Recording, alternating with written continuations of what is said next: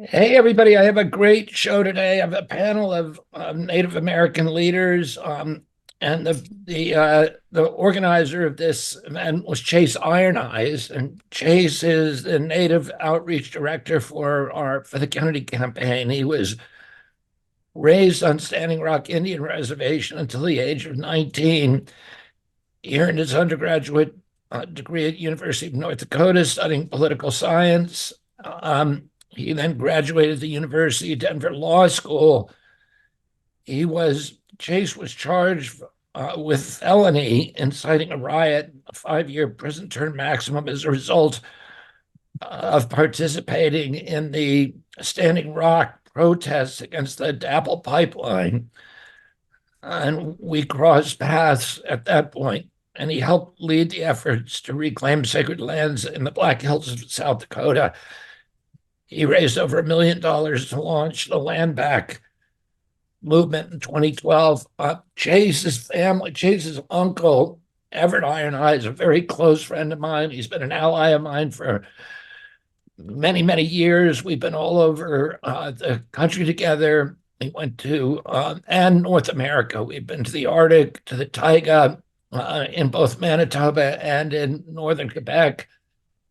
He was with me for 10 years fighting in the successful battle against the James Bay Project, which was a proposal to build the biggest construction project in the history of the world, 600 and I think 25 dams and dikes to dam 11 major rivers that go into the eastern side of James Bay and Hudson's Bay.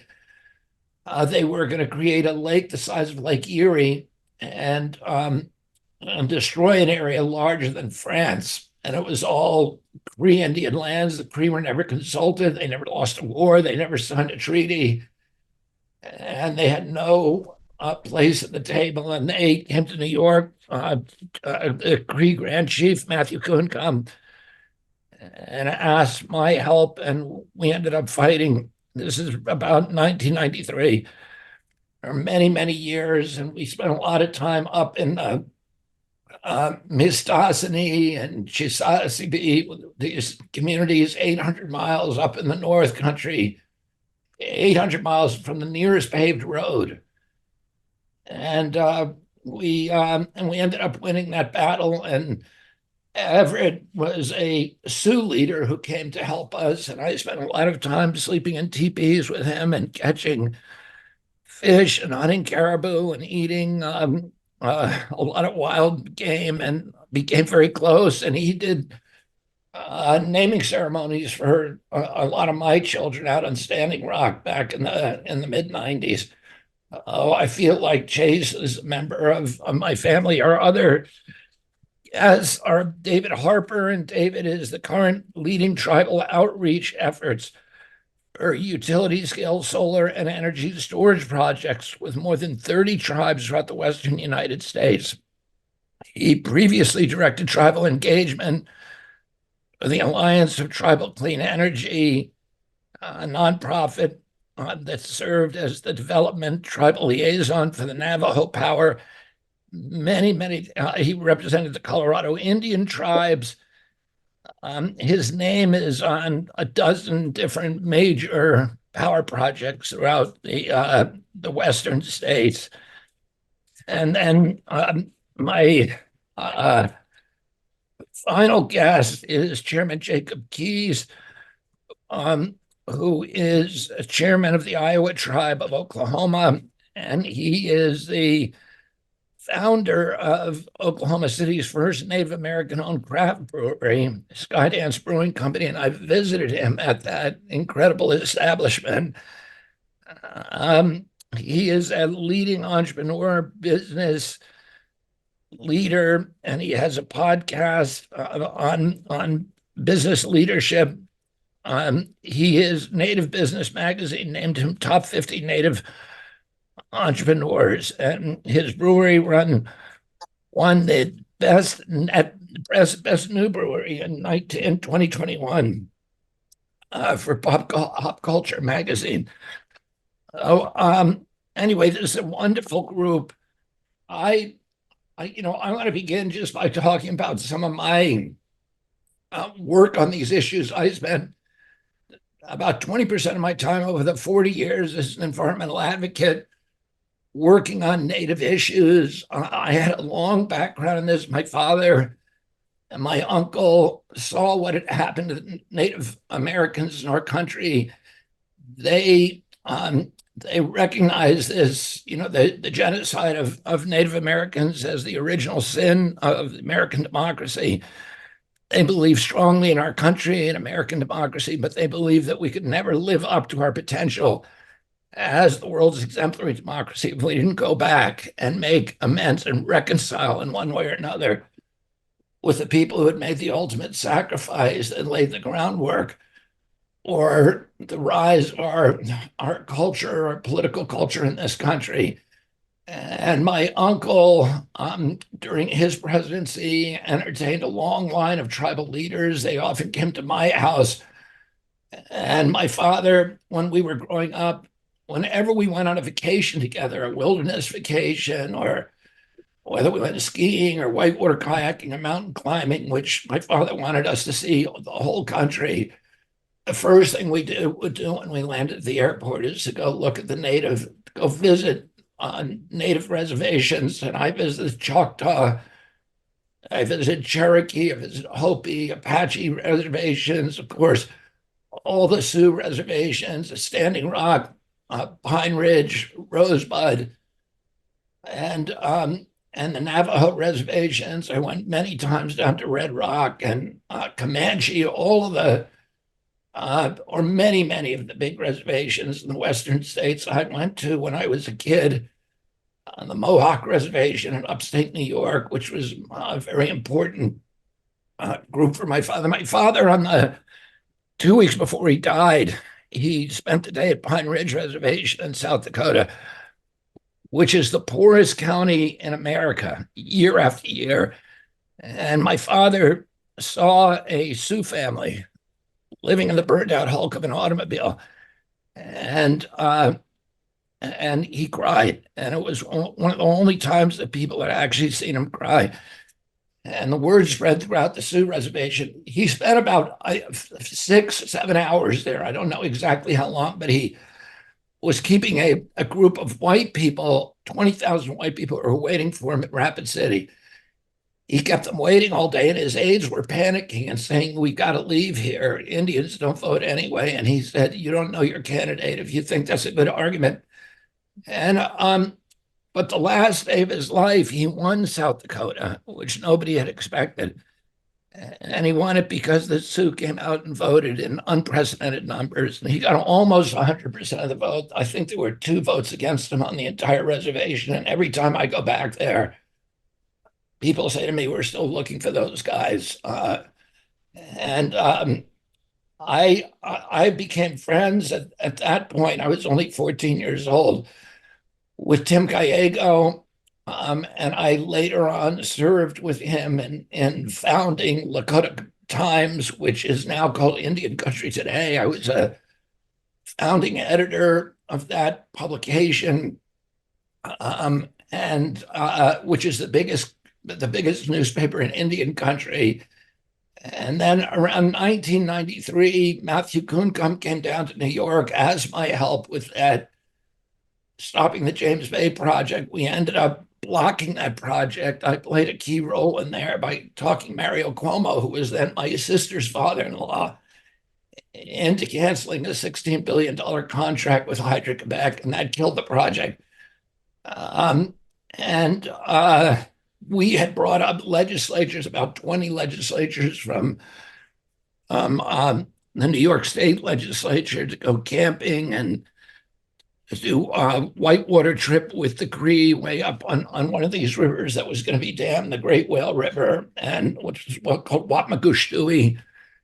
And they fell in love with it, and they fell in love with the Cree people, and in the end, we were able to block that project. After I did that, I was asked by 5 tribes on Vancouver Island, the Nuchalnu, the Heshquit, the Hausa, and several other tribes, to come out there and represent them in the litigation against McMillan Bloedel, the biggest logging company in Canada that was fighting to log Clayoquot Sound. Those tribes owned Clayoquot Sound. They had never again signed a treaty or fought a war.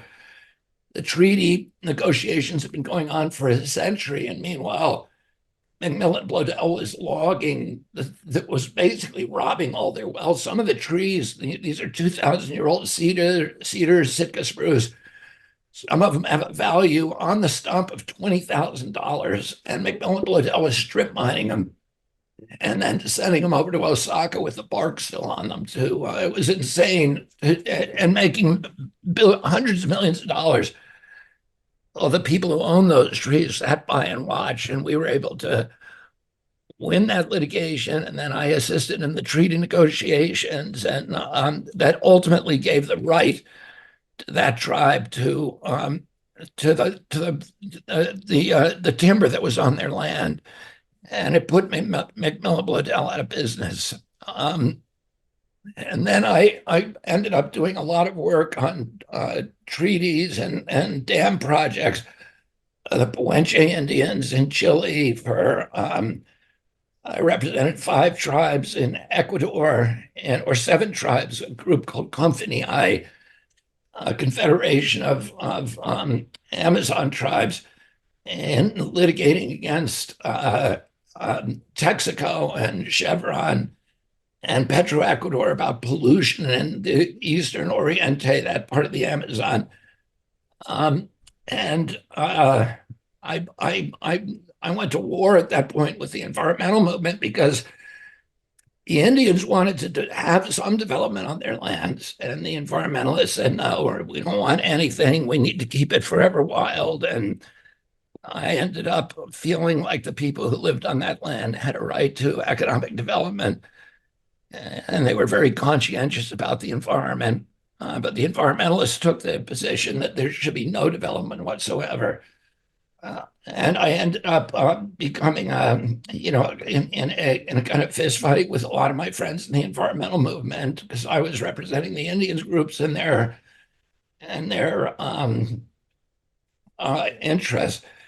Oh, I represented Pequods up in Manitoba. I'm fighting tar sands and many. I represented the Ramapo Indians in New Jersey. And we won a landmark case against pollution by Ford Motor Company. And I don't want to make this this podcast all about my record, and I've already talked too long. But I just want to, I want to welcome my guests, and I've spent some time with you, Chairman Keyes, and David. I'd like to start with you because I don't know you at all. But I've worked on some of the energy development issues, stopping traditional extractive industries on Indian land, and figuring out how we can do sustainable development on the land. So tell us a little bit about your story, because that's what you do. Sure. Sure. My name is Dave Harper. I'm a member of the Colorado River Indian tribes located in Parker, Arizona. I am Mojave Indian, and I've worked in the utility environment for the past 10 years. And actually, one of the issues that we have is exactly what you're talking about is how do we maintain our traditional footprint of traditional cultural values while looking for economic development and looking for betterment of our people, and how do we do that? And so, a lot of the tribes, they see this as grandma needs her utility bill reduced. She's spending too much money. But what we don't realize is that when utility scale a solar or energy comes into the tribe, it isn't just impacting the small elderly people. It affects the region. It affects the state. It affects the utility, and it affects even the region of the Western world, because we're taking from the utility, and there's a lot of animosity between the tribe and the utilities. I work across the country on the utility scale, on different on microgrids for tribes, and we're finding that nobody told the utility that the tribes are wanting to develop their own energy, and that a lot of it has to do with um, the tariff tax that are being imposed by FERC. Even though the transmission lines are on tribal land, the tribes are still being taxed tariff to be in the queue on their own land while they're waiting to develop their utility scale facilities. And so there's a lot of inconsistency. And even though there's a lot of money in the last administration gave billions of dollars for tribes, it's like dangling a carrot in front of them because the feasibility studies to get to the next area aren't covered. So tribes having to pay $300,000 for feasibility studies to get to the huge amount of money that are being allocated for tribes is impossible. So the tribes aren't able to move their projects that they're proposing. And so a lot of them are just stopping, and a lot of them just aren't completing the process. And that's one of the things that we've been seeing in Indian country is that the lack of two things: the lack of the tribes' ability to be engineers. There's no, tribes don't have electrical engineers that look at these huge projects. And the second one is the inability of them to find the finances to get the feasibility studies to go to the next level. It's like you can have all this money, but you don't the road or the map says that you have to have X amount of money as you move along on the feasibility studies that the tribes don't have.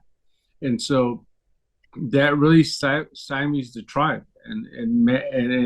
But yet the tribe still is looking for economic dependency to create a better economic social outcome for their people. And so how do we do that? How do we move? How do we understand that the administration needs to help the tribe even more so than where we're at today?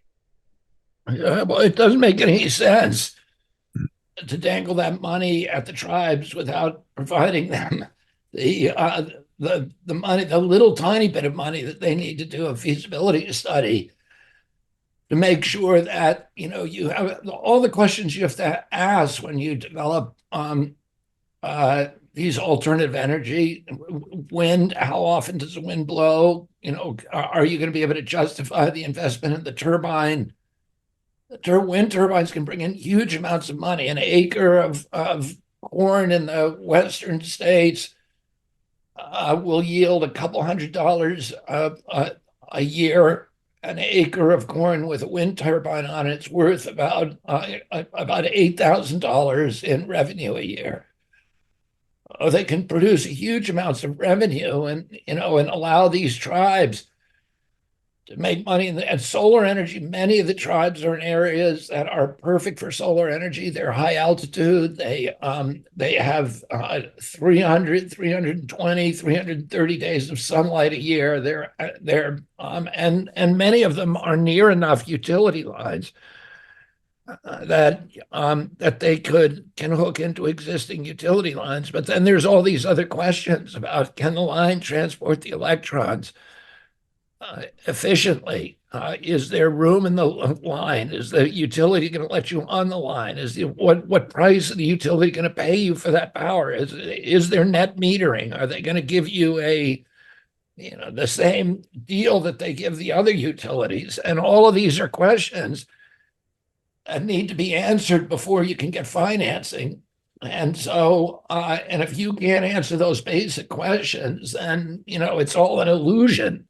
That big money that the Biden administration gave to the tribe supposedly is illusory if you can't answer the basic questions. If you can't draw up a business plan, essentially. And David, I'm grateful for you working on that. And, I know that you have been successful with a lot of these projects. Jacob, German Keys, can you talk a little bit about your experience as an entrepreneur? Yeah, so we started Skydance Brewing Company here in Oklahoma City back in 2018, and I left a long career of running casinos from my tribe here in Oklahoma and to go start my own business, but really also to kind of be an example for other native entrepreneurs, people in our community who always wanted to start a business, but they didn't necessarily see themselves as being capable or able to do that because, like me, growing up poor, where do I come up with $1 million to start a business? I never thought that was even possible. And so I want to be somebody that our native youth and other people can see and say, oh, somebody like me has lived their dream and started a business. And so through that journey of creating my business, that's really where a lot of our people in our tribe thought that we could use somebody like that in leadership. And so they asked me to serve as vice chairman first for in a temporary status when we had a vacancy. And so I stepped in, and then of course that sucks you in, and they talked me into running for chairman, and so I won. And here we are, and I'm glad you're talking about the energy stuff because when we met a couple of weeks ago or whatever, we didn't really get to talk about one of our issues, and you brought up the wind turbines. And so, that's an interesting topic for us, for our tribe, because we have what's called the gray snow eagle house. So our tribe, we're the Bako people, which is gray snow people. And so we named the eagle aviary after it's called the Gray Snow Eagle House. And we rescue these eagles to, some of them will live there forever. Some of them will be rehabbed there and set free. But we go out and we get a call, and there's an eagle hurt somewhere. And the number of these birds, which to our people and to most of the tribes, the eagles are sacred and they're extremely important to us, which is the whole reason we started the aviary. But these turbines, a lot of times they kill a lot of eagles. And so we're currently in a battle in our area. We're fighting a couple companies who are trying to come in and put turbines all around our tribal land. And unfortunately for us, that means if they're successful and they put those in, then we won't be able to release our eagles in that area anymore, which would be detrimental because we try to put them back where they came from, try to put them back in the area where they were injured and where we picked them up at. And so we're trying to lead other stuff, solar projects and other green energy projects. But then again, our U.S. government kind of gets in our way because they think they have to tell us how to handle our own money, our own grant money and stuff. And so we were awarded a grid resiliency grant. And the initial wording in the grant said that we could partner with a utility and put the grant to work. And then after we got the grant money, they changed the wording to say we shall partner with a utility. And so basically we end up they want us to hand over the money to one of these utilities. We pay the match and we pay for the feasibilities. We do all the stuff, and it really benefits that utility company. So I testified in front of the Senate Committee on Indian Affairs, and we thought that went great. And then we got word back, 2 weeks ago that they're not going to change that wording. And so we have this grant money sitting there that we may not be able to use because it's not enough to do a big project with a utility. So we're, again, like David was talking about, now you have money that doesn't get utilized, or it doesn't, we don't have the capability. We don't have our own utility company, so we don't have the ability to utilize these millions of dollars. And so we're hoping that we have a president that can come in and be an ally to the tribes and help to change some of that stuff. Yeah, I mean, I've watched this for my whole life. The Bureau of Indian Affairs, which, from the outset was supposed to be helping uh, economic development, nutrition, all of these issues, and they've become a captured agency. They were captured from the beginning by really literally a long line of crooks that was even the few, the tiny handful that were well intentioned, did nothing good in Indian country. And many of them just used the BIA to strip wealth and equity away from the Indians, to poison them with bad food. to steal their wealth. And the BIA has never in its history functioned properly. It's a disgrace to our country. And yeah, I intend to. It's been a thorn in my side for my entire life. And when when I get in the White House, I'm going to change the whole culture at BIA and make it, so that turn it back to what it was supposed to do, which is to do economic development and good care in Indian country. Let me jump in. Let me jump in. You guys are bringing up amazing points, and I think just from the start, to talk about Indian country is so complex, so varied. There's more than 550 tribes, and each of them is trying to develop their own potentials. We don't like the idea that Indians receive handouts or that tribal nations receive handouts or that we don't pay taxes. There's some basic perceptions in America about tribal nations, but tribal nations have always stepped up to the plate, signed treaties with the United States and said, look, we want to protect each other. We want to be friends with the United States. And throughout all of the history of activism and the end of treaty making, the Indian Citizenship Act, it gets convoluted. And then in 1934, that is the last time that the federal, apparatus took a very hard look at whether or not the policies of Indian country were working. And in 1934, they passed the Indian Reorganization Act, which created the tribal councils as we know them today, the modern tribal councils. But it ended the Indian allotment era, which resulted in a lot of land theft, 90 million acres. And it ended what is euphemistically called the boarding school era, where languages, cultures were completely erased. And you see that even now with the violations of the Indian Child Welfare Act. There's so much facing us. And to hear Mr. Harper speak about, renewable energy, sometimes these tribes like Bobby came up to Standing Rock and witnessed the Army Corps of Engineers, which they had flooded us out under the Flood Control Act of 1944. In 1958, my mom and my grandmother, they would be called an ethnic cleansing today. They were removed from the most fertile grounds on the Missouri River. This happened to like 7 different tribes. In some cases, look at all the tribes in the Northwest. They're all the dams that Bonneville Power built, not just the Army Corps, but the salmon runs that were impacted and ended. And you see some of it being healed today. Sometimes there's preferential access for tribes that there's a case to be made there. Bobby, you talk a lot about, one thing I find amazing is that you see us. We don't have to convince you that, hey, we're human beings, we're your friends, and we want to build. Yeah, are we going to agree on everything? Obviously not. But one of the items that you speak on and that you have experiences with is the state of health in Indian country, the diabetes challenges, the nutrition challenges, and the need for healing. We've been subjected to a colonial process that has damaged us. And some of us, find different ways to cope, but we need recovery farms. I know you talked about recovery farms. We there's a lot that Indian country needs, but first we just need a friend.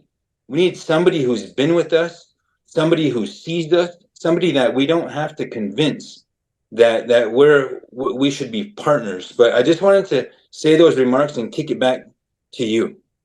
Yeah, and you and I have talked a lot about this, about the health in Indian country.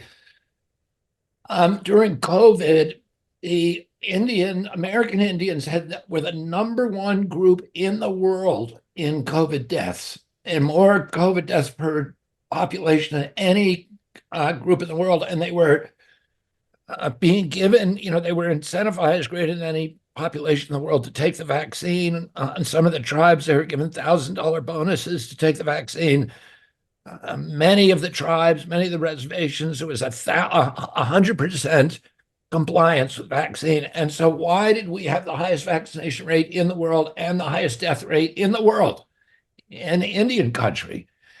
And clearly one of the reasons for that is that the people who are dying from COVID and from the vaccine were people who had chronic disease, and the chronic disease rate on their reservations is the highest in the world. Some of these reservations have 70% diabetes rate, obesity rates, asthma rates. All of these, these chronic, the CDC said that the average per American who died from COVID had 3.8 chronic diseases. It's hard to find an Indian today who doesn't have 3.8 chronic diseases, because the chronic disease epidemic has wiped out the tribes, and a lot of that is because they're being mass poisoned by bad food, what we call white death. On the Indian reservations, called white death: white sugar, white flour, white grease, Crisco. And those things are like arsenic to Native Americans. And yet, I represented, we have a lot of river keepers, a group that I founded who are natives. And one of them runs the Black Mesa Waterkeeper, which is down to fight. We're fighting Peabody Mine down on the Navajo and Hopi reservations. And a Hopi buddy of mine, and I'm not going to tell his last name, but Howard, but he helps run that organization. He was up on there. We ran the Yampa River together, and I was with Mark Hyman, who's one of the world's greatest experts on alternative medicine and human health. He was an advisor to President Clinton, et cetera. We went on a long hike one day up to look at some of the petroglyphs, the ancient petroglyphs. And on the way down, Howard was vomiting the whole way down. And we got back to the raft, and Mark said, why are you vomiting? And he said, because when I exert myself, because of my diabetes, it caused me to vomit. And Mark said, well, you can cure diabetes with food. Just by changing your diet, you can cure it. And Howard was very interested. He said, how do I do that? And he said, well, you got to eliminate flour. You got to eliminate white flour, white sugar, and white grease. And Howard said, I can't do that. And Mark said, why? And he said, because those are all our sacred foods. And Mark said, what are your sacred foods? And he said, they're cookies and biscuits and cakes. It's what we eat when we have a ceremony. And Mark said to him, that's not your sacred foods. These are foods that were imposed upon the tribes. And that, it's an illusion to think that it is death. Tribes, there's a reservation, Pima Reservation, Arizona, New Mexico. It is the sickest group of people in our country. They have among the U.S. Pimas, the average lifespan of 47 years. 80 years ago, these were the healthiest people in our country. They had an 80-year lifespan. They were slim. There was zero diabetes. There was zero asthma. There was no chronic disease, and they were very among the most long-lived Americans. If you go across the border into Mexico, that's how they look today. The Pimas in Mexico live to 70 or 80 years old. They have no diabetes. They have no obesity. They have no asthma. Right across that little fake line, the Mexican border, the Pimas on the north of that border are the sickest people in the world. And it's because in Mexico they're eating their traditional foods. In our country, they're being mass poisoned by white death. And so, this is a genocide. This is the final act of the Indian genocide, which is you take the people who are now the poorest, the highest unemployment, alcoholism rates, suicide rates. You take those people who are already besieged by all of these other, social attacks and cultural attacks and poverty, and you then besiege them with poisoned food that is going to kill them. Everybody is going to die from it. Nobody, and that's what's happening on the reservation. And I would say, beyond any other priority, one of the things I'm going to do as president, I'm going to end that. I'm going to tell people you can't be eating, you can't, the food stamps program, 10% of food stamps are used for sugar drinks or sodas, which is just pure poison. We shouldn't allow that. We're poisoning, not just natives, but the entire country. Yeah. And it's feeding this obesity epidemic. It's feeding all the chronic disease. And I'm going to end that, but I'm going to start on the reservations by making sure we know how to teaching these kids how to be healthy and making it so that the companies that provide this poison food to them, that they can be held accountable in court, are poisoning people because they know it's poison. Definitely want to leave room for David or Chairman Keys if you guys have any. It's a broad discussion about Native policy in general, and it's so big. This is a semester's minimum worth of kind of digging into what are some concerns, and we've heard about extraction and infrastructure. The building of dams, the building of a cobalt refinery down by Lawton, Oklahoma. Same thing is happening at Thacker Pass. There's a renewable culture being propagated, and that's good. We certainly need to address the fossil fuel incentives over the last, since the industrial age. But we have to be truthful about this because tribal nations, sit on maybe 1% of our former land holdings, but we're more than 20% of all the critical resource minerals that are underneath America. So when we talk about mining and extraction and development, some tribes are okay with that. Others want to be consulted. They want consent. Some, like the Standing Rock Sioux tribe, the reason why almost 1,000 people got arrested during the Dakota Access Pipeline fight is because the corporation was trying to run roughshod over indigenous rights, over indigenous treaty rights, clean water rights. We're facing times of drought, climate crisis.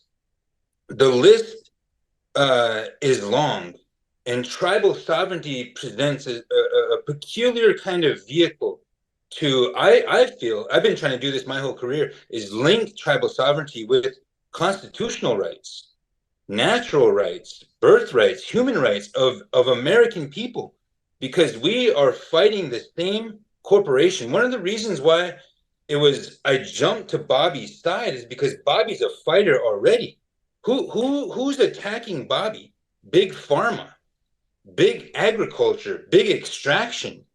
The war complex is attacking Bobby. I mean, Native people sign up at highly disproportionate numbers to serve our great country. That's how we gained citizenship in 1924. After World War I, America saw that we volunteered, the highest among any demographic. Same in World War II, same in every single conflict that we've been in. We've been fighting on the side of the United States of America. And even before that, we were fighting, you know what I mean? Like for the colonial wars and so forth. So it is so broad.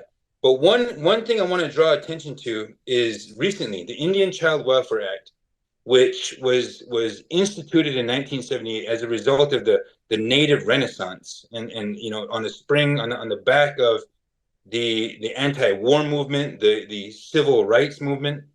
Native nations have always been seen as tribal nations, as distinct political entities. Now, the law currently states that tribal nations are domestic dependent nations, which is an oxymoron. But the lawsuit that challenged the Indian Child Welfare Act, which allows federal courts, state courts, it dictates to them that they should be returning jurisdiction to tribal nations so the Native family unit can survive. This law was being violated by states like South Dakota, everywhere there's Native people. And Brackeen was a suit that tried to extinguish this distinct political designation for tribal nations and say that Indians are only a race of citizenry who only have civil rights, which is just, it's not true. It's not consistent with a couple of centuries of United States law. And it's something that we need to be aware of in terms of the challenges that we're facing as Native people, because we want to strengthen tribal sovereignty. We don't want to weaken tribal sovereignty, but there's so many flashpoints with, sometimes you have confrontational state governors and so forth. So I want to provide those comments and leave the tribal leaders an opportunity to comment on those.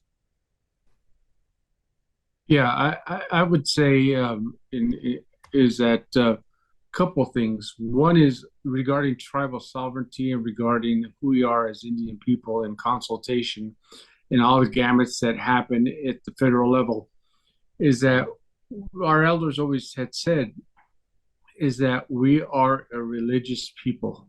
We have a religious base and we believe in our creator.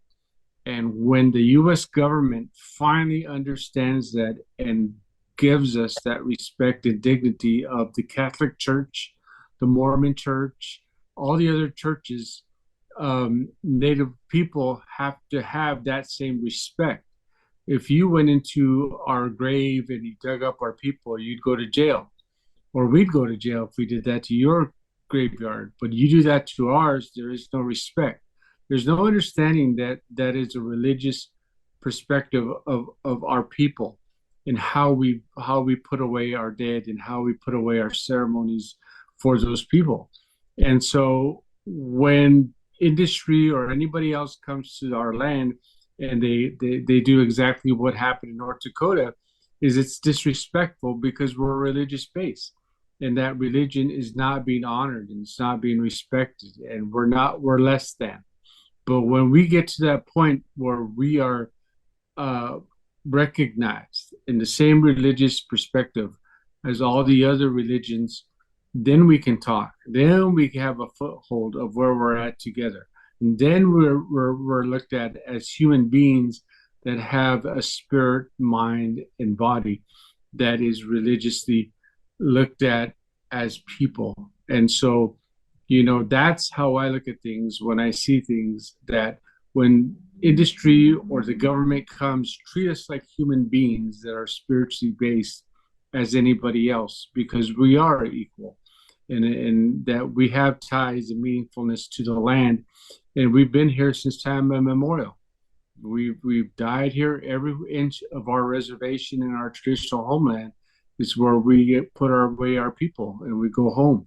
We go home to our land. And so that's how I see it. It is so complicated, but yet so simple in our mind as Indian people. Just how I always think how the elders would simplify life, and that's all it is. It's just simple living our life and who we are.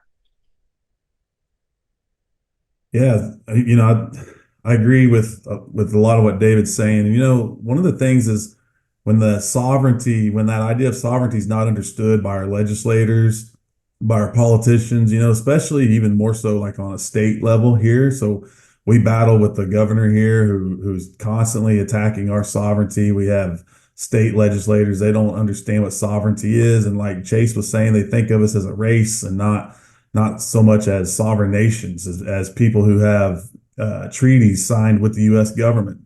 And so some of that educating people and legislators around how the sovereignty works and why that exists would really help our cause a lot. But when we talked about the health issues earlier too, so when our lands are being taken away, that kind of stuff keeps us from being able to do the economic development that we want to do. And when you have a lack of economic development that creates poverty, those are the things that lead to a poor diet. Many of our people, they're not eating food as a medicine or a way to treat their body. They're eating food just to have something to eat, just to put something in their bellies, And so we've got to figure out how we can switch that mindset, that poverty mindset to a success mindset and allow our people to live the way we used to live. When we met before, Bobby, you'd mentioned that I think you might have said earlier too, is that before colonization, we didn't have diabetes. We didn't have these health effects that our tribes are dealing with right now. It wasn't until we got introduced to all these things that you're talking about, the white death. And so I think we just got to really focus on the federal government, state governments, and helping us continue to hold on to that sovereignty.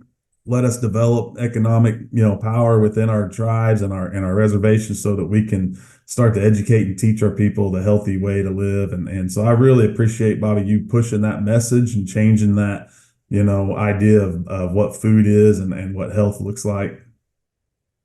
Yeah, what's interesting to me talking about sovereignty, my family was part of the civil rights movement, are African Americans, and became, and my uncle and father partnered with Dr. King and played a critical role in making this country a true constitutional democracy for the first time in its history.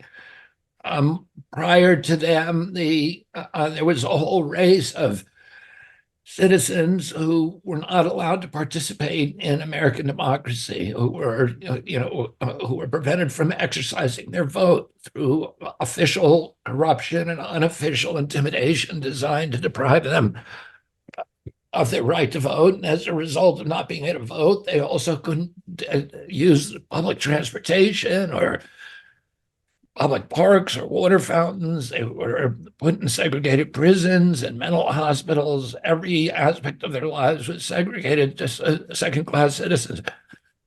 And my parents were also conscious that there was, that there'd been a genocide of the American Indian, and that they were the poorest people in our country, and that their rights, the sovereign rights that they had agreed to, that we had not kept our word. America had not kept its word with its treaties.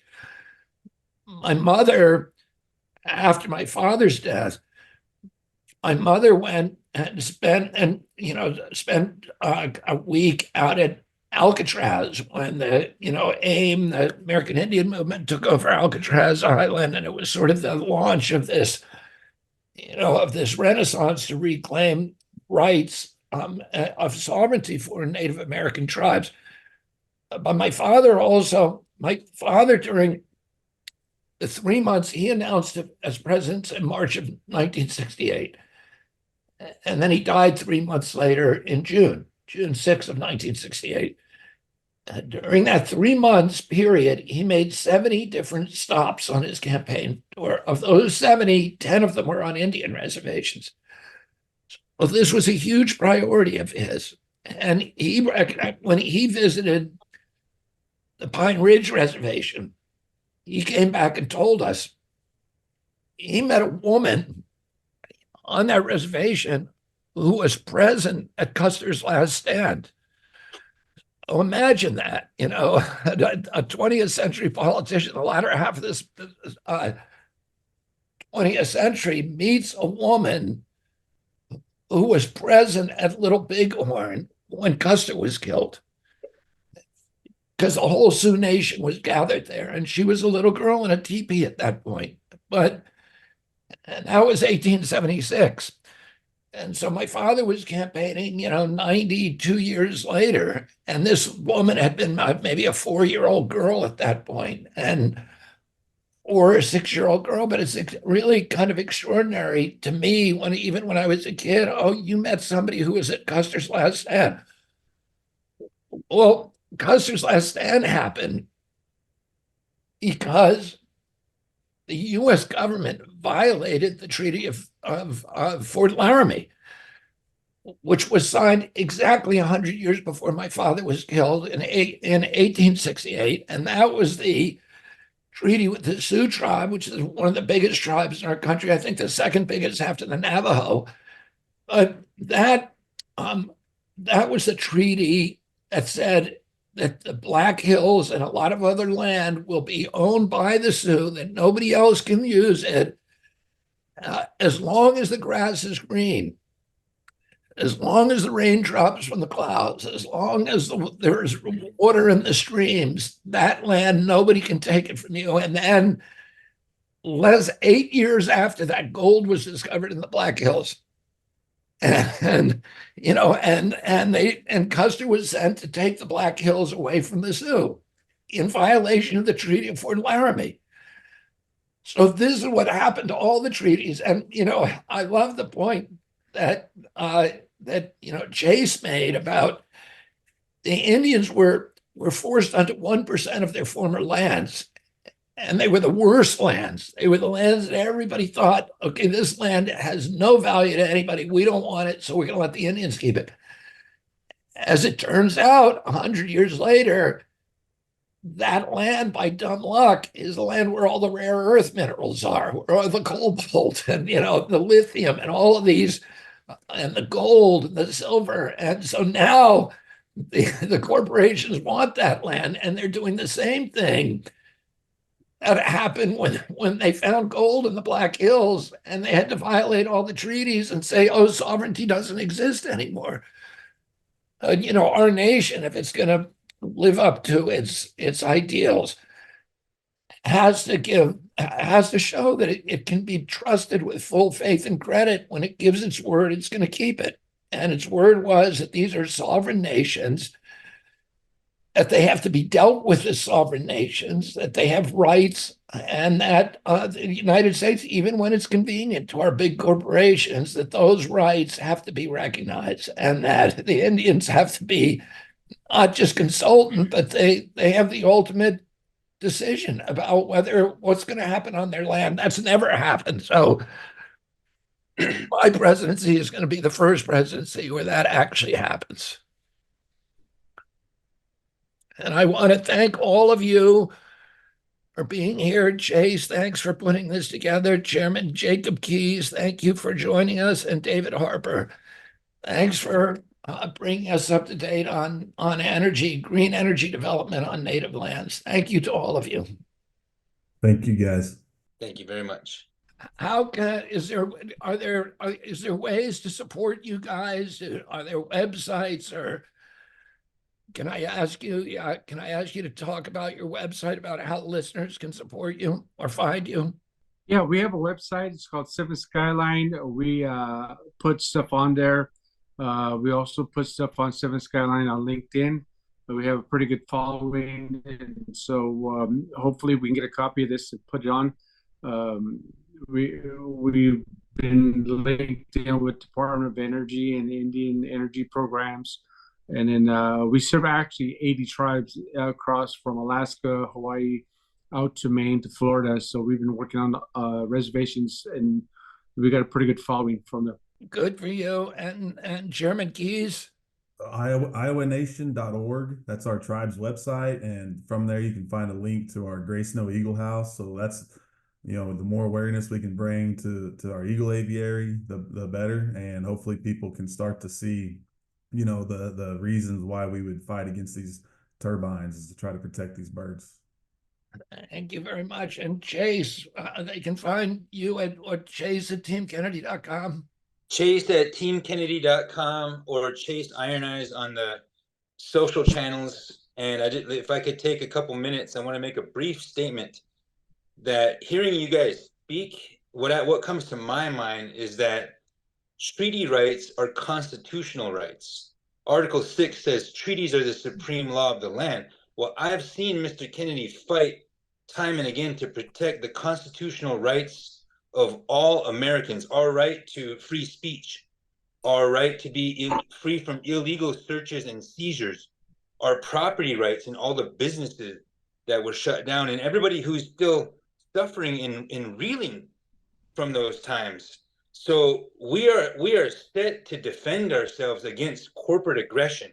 I see it happening. I see the immunity of President Trump being discussed and permitted at the Supreme Court. Now there's more to discuss there. I see the Chevron deference rule being gutted and opening up America's national parks and sacred waters. That's one thing that we're connecting on is 325 million Americans visit national parks. Well, national parks are the places of our worship.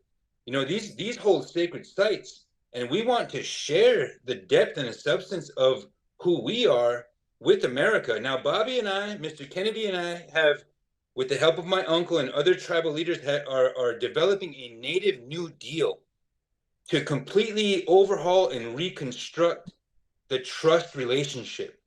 It comes from a place of respect. Like I said before, we don't have to convince Bobby that we're his partners. He's already there, and we just want to join you on that front line, Bobby. And I wanted to say that for the benefit of the record here. Thank you very much, Chase. Thank you all for joining us, Chairman Keyes, David Harper, Chase Iron Eyes, and thank you for all of you for your leadership and entrepreneurship and green energy and injustice. Very grateful to all of you. Please go to Kennedy24.com.